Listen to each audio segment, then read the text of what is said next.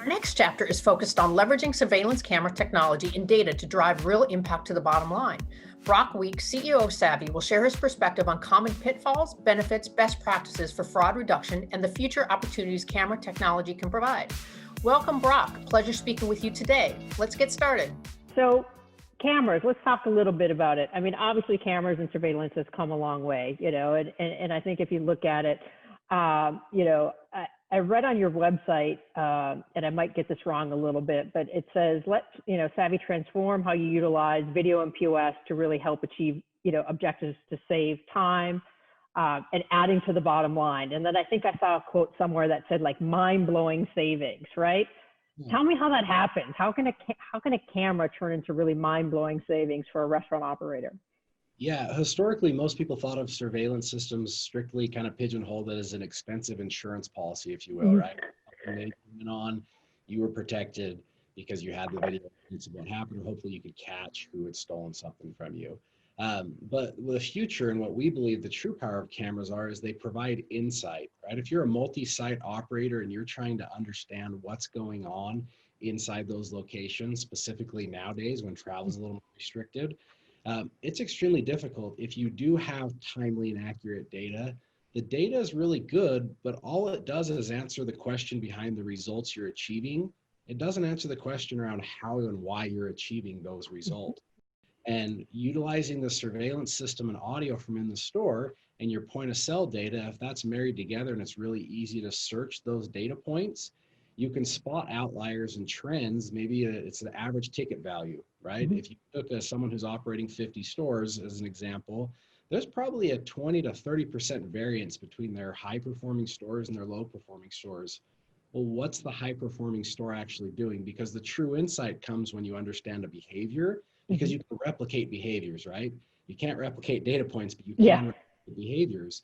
And so that's where the mind-blowing savings can come is, right? You can find those behaviors that are bad and eliminate those because that's just money that you're leaving on the table right now. And then from an operational standpoint, you can start to dive into what your high performers are doing. So one, you can recognize them and promote them and know who's doing well, but two, be able to replicate that across your different locations and just increasing, we know in our industry, $1 or $2 here and there can go a long way across each transaction. No, absolutely. And I think, I think you brought up a good point in there and you talked about data, right? And I think we live in a world of data overload today, right? And so you have all this data and, I was talking to somebody else and, on a different session, and the managers have so much to do every single day in a restaurant, right? And, I'm going to repeat myself in some of these, but how you start your day is never how the day actually ends. And you could have the perfectly planned day. And we've all worked in restaurants before. Something goes left or right and you're dealing with crisis. And now you have got all these great tools that provide all this data. And so how do you kind of synthesize through that and really give people, and I think you said it well, actionable insights to really drive kind of what the outcome that you need and like, what's the best way to kind of instill that within a restaurant? Yeah, one of my partners here calls it getting lost in the data matrix, right? It's very easy to do. And the approach we've taken here at Savi is we don't proclaim to know someone's business better than they do, right? Most operators know the key things they need to be tracking, and those key metrics are actually pretty simple. It's just allowing those to be displayed and visualized in a way that really anyone can interpret them, right? We don't I'm not a financial analyst and I'm not really good at staring at spreadsheets and figuring it out there. And I don't expect every restaurant manager to be that or operator as well. But visualizations, we all get, right? So if you can use very simple, easy to use visualizations that anyone can spot trends, they then know where to go look for anomalies. And so we think the approach is less is more. You've got to identify just those key 5 areas. If you're trying to track more than 5 areas in a specific, if you're looking at loss prevention, if you're trying to track more than 5 to 7 things, it's going to get lost in the matrix. So you really narrow in on what are the important things that I need to stay on top of from a data perspective, and then make sure that that data is timely, right? If that data is a week behind or 2 weeks behind, it doesn't do you a lot of good. So make sure it's timely, make sure it's simplified so it's very focused, and then once again, tie those datas to video and audio so that you really can just see the 5 to 10 things you need to see a day. And if somebody was just in, you talk about, and again, keeping focus, right? I think is always important because again, analysis by paralysis and getting kind of lost in the minutia. If you were going to give some, advice or best practice of, within kind of with POS integration and maybe talk a little bit about why POS integration is so important with the cameras, but, what are kind of 5 key focus areas that you see, that are things, if I was just getting started on kind of my journey of loss prevention, that I would focus on first as a restaurant operator? Yeah. One of the first areas in restaurants is discounting, right? We don't realize we want to give employees perks and allow them to be able to have free meals or discounted meals. But unfortunately, a lot of times those discount codes are abused. Mm-hmm. And most of these employees, it sounds crazy, but they don't view that as actual theft, right? They just see someone else giving their family discounts and they think, oh, perk of the job, I can give a discount or give a discount there. Well, next thing you know, at the end of the month, you have an individual employee who's discounted $200 worth of meals or $150 worth of meals. Not only are you out that revenue, but you're also out the inventory. So that's the first and foremost, just low-hanging fruit is discounting. And then second is voids, anything having to do with cash. So every time that cash drawer is opened, auditing when that's happening. And same thing with refunds. Those are kind of your big 3 perpetrators. And then anytime anyone's going into the inventory or safe areas, especially during what we would call restrictive times, right? There should be set cadences when people are doing these things. If something's happening outside of that cadence, you need to know about it to be reviewed. It does happen, right? Things happen in the business areas. But for the most part, there's a time schedule that people follow, and so you can really pinpoint those 3 key areas. So inventory, cash, and then the discounting and everything that's happening at the point of sale are the main 3. I'm not going to go beyond that because I think that's where people should start. You talked about the importance of that integration. I think that's one of which we may talk about later, but one of the best things that's come from this new norm, if you call it, right, is that everyone realized we had to adapt really quickly as an industry, and we understood how important it was that we all played in this ecosystem as vendors to support the operator.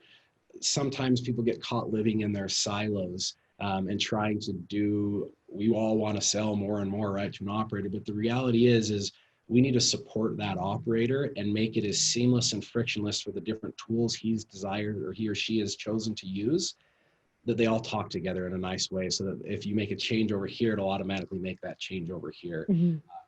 And it's because it saves us time, right? Time is money, right? And I think when you look at it and looking at COVID, coming out of this is, the legacy systems, the ones that are difficult to integrate are the ones that are kind of holding people back, right? Because you've had to completely change your operating model. You've had to add, omni-channel, and you've had to have different kind of, ways of doing business, and kind of the old way is out. Nobody has a playbook, but the only way you can be successful in implementing tech is having this, like you said, this connected restaurant, right? And how do you bring all these pieces apart? So, in the end of the day, managers and people in the restaurants have to be serving the guest, right? They shouldn't be figuring out how to make all this tech work together. And, one thing, and like you said, not having to, change something here and change something there, and having that. And I've seen kind of, over the, looking at some tech, on the industry, we still have some of those challenges, right? And so I really believe kind of the winners that are going to come out of this are the ones that figure out how to work together and simplify. And so really one of the purpose of having the discussions that we're having with all the great thought leaders in the industry, such as yourself. It's interesting. I'll tell you a quick anecdote story. My parents owned a bar and restaurant growing up. And so this is many, many years ago before point of sale. And, unfortunately there's bad actors in the world. And my father couldn't figure out why his sales and costs were so high, running short every month. And, you didn't have data, and it was when you had to figure out something out at the end of the month. And so he finally just had, spotters like looking in, and there wasn't point of sale, and figured out that the manager was taking the old Z tape. This is how far back we're going, running it at the end of the night, and then re-ringing all the sales for the day and skimming off a couple $1,000s every day off the top of it, right? And so I use that as an example of kind of how impactful technology, because you should be able to, you just can't do those things today. And this has been a problem that has been in the industry for a very long time. So super excited about having the intelligence to be able to, as much as we think everybody's good, there's some bad actors out there that have to get addressed. Yeah. And we just don't give them the chance to have to even think about it, right? Just people, if you're implementing our technology, be very forthright and upfront with your employees and let them know you're putting this in because you want to be able to identify those high performers and catch bad habits to help everyone improve, right? That's what we're all about at the end of the day. And that way people realize, hey, I'm not going to get away with this. Don't try to get creative. Don't try to sit and figure it out. Just focus on doing your job, and then everyone ends up happier in the end. So. Yeah. So what do you, I think I saw a stat somewhere that, they sell, with home security systems and cameras, like the sign out front is 90% of the deterrence of, people stealing, like, and then you hear stories about people who have cameras and they're not turned on. They just have them in there for display. Like, do you really think they're effective? I mean, I know the answer, but I think it's important, to talk about it, because I do think there's a lot of, restaurants out there thinking just, if I just have my own cameras out there, at least it's, preventing some of the theft that might happen. Yeah, definitely there is that thought out there, the train of thought that people have, but no, it's not effective. It may stop one or two people from external theft, right, or from trying something. But for the most part, the majority of our loss and theft in the industry is happening internal, right? And employees, especially if they don't see the lights on and they don't see the cameras actually functioning and working every day, they know that no one's watching it. And second, really, they've come to the conclusion that, hey, no one has time to go back through 12 hours a day or 16 hours a day worth of video. So I'll look for these key times when I can skim a couple dollars here, or skim a couple dollars there. And that's why we believe that mentality and the psychology behind letting people know, like a sign, if they know anytime they do anything out of the ordinary that's an exception, it's going to be flagged and reviewed, that behavior will stop. And we see that when we put our technology, and we'll typically do a pilot or a proof of concept with the group. And inevitably, after we tell them, you just watch the discounts, voids, and refunds just drop the amount happening. And it's not because, right, there's less discounting and whatnot that would be happening. It's because they now know, hey, someone's going to be watching. I'm just not going to try anything. I'm just going to focus on taking care of this customer. And the byproduct of it, service times decrease. Yeah, right? that's awesome. Not trying to worry about other stuff. They're really focused on doing their job. No, it takes a lot of energy trying to kind of, go around the system, right? I think it's interesting. So I'm going to ask a question because, unfortunately, like I said, 90, I don't know the percentage, but most employees are going to be good, right? Most people aren't going to steal, and they're trustworthy. But again, you're going to find a couple bad actors. In your experience, like, what's the best way to, like, again, from a discipline perspective, what have you seen some of the best practices when you do catch somebody stealing? I mean, I've heard things anywhere from, having people arrested in the middle of, a shift or a pre-shift, to make an example, if it's, obviously if it's egregious from a theft perspective that you catch in some of these things, or, obviously warnings and some of those disciplinary processes go on. But anything you've seen or guidance that you give people of the best way to address it when you do kind of find, like, significant theft happening? Yeah, as I was going to say, I think the key word in there is significant, right? Even though we focus in the loss prevention area, right? And that's one of the key things of our product is we don't want anyone's life to be ruined because of one bad decision, right? Especially if you look at a lot of younger folks that work in our industry. So we definitely recommend to look at the severity of the crime. But even when reprimanding someone and disciplining them, if you're giving them a warning, make it public. Let everyone know, say, hey, we had an incident because of X, Y, and Z happened. We've already addressed that and taken care of. We just want you to know, once again, we are now auditing these things, and we know if you do anything out of the ordinary, and make it very, very public that you're watching those things.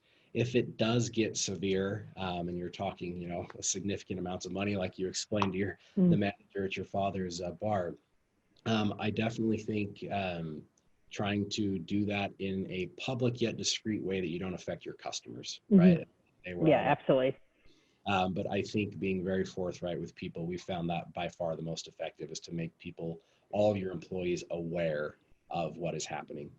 Awesome. Thank you. So obviously camera technology continues to advance, right? And I think there's like so many more capabilities that can come out of this. Like, where do you see camera technology going in areas of kind of in the restaurant that they can start leveraging it for other things other than, say, just surveillance, right? And things that come to mind is, coming from QSR, license plate recognition in the drive-through, or starting to study traffic patterns, or even kind of back of the house optimization of, how to lay out kitchens. And so are you seeing cameras move in those directions and some of the applied uses that might help an operator?